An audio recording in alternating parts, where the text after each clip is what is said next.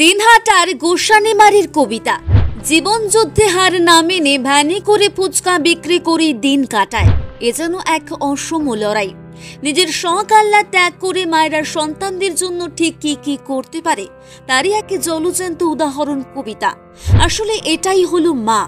জীবনের কঠিন লড়াইটা দাঁতে দাঁত চেপে হাসি মুখেই লড়ে যাচ্ছেন তিনি নিজেও জানেন রাস্তাটা আসলে কতটা কঠিন, তবু মা হওয়ার লড়াইয়ে সামিল হয়েছেন তিনি। বাড়িতে রয়েছে দুই সন্তান, দুজনই কন্যা সন্তান। তাদের ভবিষ্যৎ সুনিশ্চিত করতেই এই লড়াই। স্বামীর সাথে দীর্ঘ 5 বছর ধরে চলছে বিবাদ। কবিতার স্বামী ভিন রাজ্যের ঠিকাদার, কিন্তু সংসার বা মেয়েদের জন্য 1 টাকাও খরচ করে না স্বামী। তাই বসে না থেকে কারো কাছে হাত না পেতে একটা ভ্যানে ফুচকার সরঞ্জাম নিয়ে রাস্তায় নামতে বাধ্য হয় কবিতা দেবী। গোসানিমারির বিভিন্ন এলাকায় ফুচকা বিক্রি করে সংসার চালিয়ে সন্তানদের একা হাতে মানুষ করছেন। দিনযাপনের গল্প লিখছেন এই লড়াকু মা। দিনহাটার গোসানিমারি এলাকায় বাড়ি কবিতা দেবনাথের। বড় মেয়ে 8ম শ্রেণীতে পড়ে আর ছোট মেয়ে 2য় শ্রেণী। সারাদিন গোসানিমারির বিভিন্ন এলাকায় ফুচকা বিক্রি করে, কখনো গোসানিমারি হাই স্কুলের সামনে, আবার কখনো গোসানিমারি ব্যাংকের সামনে। ফুচকা বিক্রি করে যে 200 থেকে 300 টাকা উপার্জন হয়, তাই দিয়ে 2 কন্যা সন্তানদের পড়াশোনা থেকে সংসার সবটাই চালাচ্ছে কবিতা চায় 2 মেয়ে যেন ভালো করে পড়াশোনা করে নিজের পায়ে দাঁড়াতে পারে। তাদের যেন এই একই রকম কষ্ট পেতে না হয়, তারা যেন কারো উপর নির্ভর হয়ে না পড়ে। একসময় কঠিন পরিস্থিতির মুখোমুখি হতে হয় কবিতা দেবনাথকে। স্বামী 1 টাকাও সাহায্য করতো না, কিন্তু মেয়ে দুটোকে মানুষ করার তাগিদ জন্মাতে থাকে। কবিতা দেবী কখনোই চাননি মেয়ে দুটোর ভবিষ্যৎ নষ্ট হোক।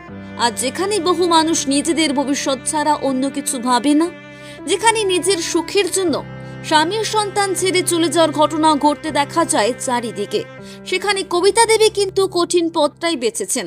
নিজে ফুচকা বানানো শিখেছেন তিনি, শিখেছেন ভ্যান চালানো, আর তারপরেই বেরিয়ে পড়েছেন সৎ পথে উপার্জন করতে। তবে শুধু এইটুকুই নয়, শ্বশুর শাশুড়ি কেসও করেছিল একসময় কবিতা দেবীকে বাড়ি থেকে তাড়ানোর জন্য, কিন্তু সেই কেস নাকচ করে দেয় আদালত। আপাতত শ্বশুর বাড়িতেই 2 মেয়েকে নিয়ে থাকেন কবিতা দেবী। স্বামী কাজের ছুটিতে বাড়িতে এলেও কোনো রকম কথাবার্তা বলে না, সন্তানদের খোঁজও নেয় না, দায়িত্ব তো পরের কথা। ছুটিতে এসে অন্য ঘর ভাড়া নিয়েও থাকে, তবু একবারের জন্য স্ত্রী মেয়েদের খোঁজ নেয় না স্বামী।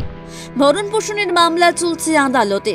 কবিতা দেবনাথ আদালতে রায়ের দিকে চেয়ে আছে, তবে আপাতত সমস্ত দায়িত্ব নিজের কাঁধে নিয়ে এগোচ্ছে কবিতা দেবনাথ। এখন একটাই লক্ষ্য, 2 মেয়েকে বড় করে তোলা। তাদের যাবতীয় প্রয়োজনীয় জিনিস সবটাই ফুচকা বানিয়ে জোগাড় করেন তিনি।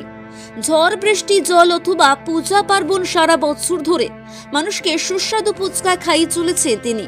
ছোট 2টি মেয়ে অবশ্য লজ্জা নয়, বরং গর্ব অনুভব করে মায়ের এই লড়াইয়ে। বলা বাহুল্য, কবিতার উপার্জনে চলে তার গোটা সংসার। জীবনে টানাপোড়েন দেখেছেন নিজের চোখে, হোঁচট খেয়েছেন একাধিকবার, কিন্তু তারপরেও হাল ছাড়েননি, পিছিয়ে আসেননি, নিজেকে তলিয়ে যেতে দেননি। সন্তানদের দায়িত্ব থেকেও মুখ ফিরিয়ে নেননি, বরং চোখে আঙুল দিয়ে দেখিয়ে দিচ্ছেন জীবন যুদ্ধে ঠিক কিভাবে লড়াইটা করতে হয়। আর তাই আজ সহস্র প্রতিকূলতাকে রীতিমতো বুড়ো আঙুল দেখিয়ে দিনের শেষে জিতে ফেরেন লড়াকু কবিতা। এই আধুনিক সময়ে দাঁড়িয়ে কবিতা দেবনাথের এই লড়াই আমাদেরকে বুঝিয়ে দেয় মাতৃত্ব কি জিনিস। সবাই সবটা ভুলে যেতে পারে, কিন্তু কবিতা দেবীর মতো মায়েরা সন্তানদের বড় করে তোলার জন্য সবকিছুই করতে পারে। কবিতা দেবীর মতো মায়েরাই এই সময় সমস্ত মায়েদের অনুপ্রেরণা হয়ে উঠছে। আপনার এই লড়াইকে কুর্নিশ জানাই। ভালো থাকুন আপনি। দ্য কভান্টল টিমের পক্ষ থেকে আপনার 2 মেয়ের জন্য রইল অনেক অনেক শুভেচ্ছা। আশা করি একদিন আপনার 2 মেয়ে আপনাকে রানীর মতো করে রাখবে। প্রতিদিন আমাদের মোটিভেশনাল ভিডিও দিয়ে আপনাকে মোটিভেট করার দায়িত্ব আমাদের। আপনি ভালোবেসে দ্য কভান্টলকে ফলো করতে পারেন।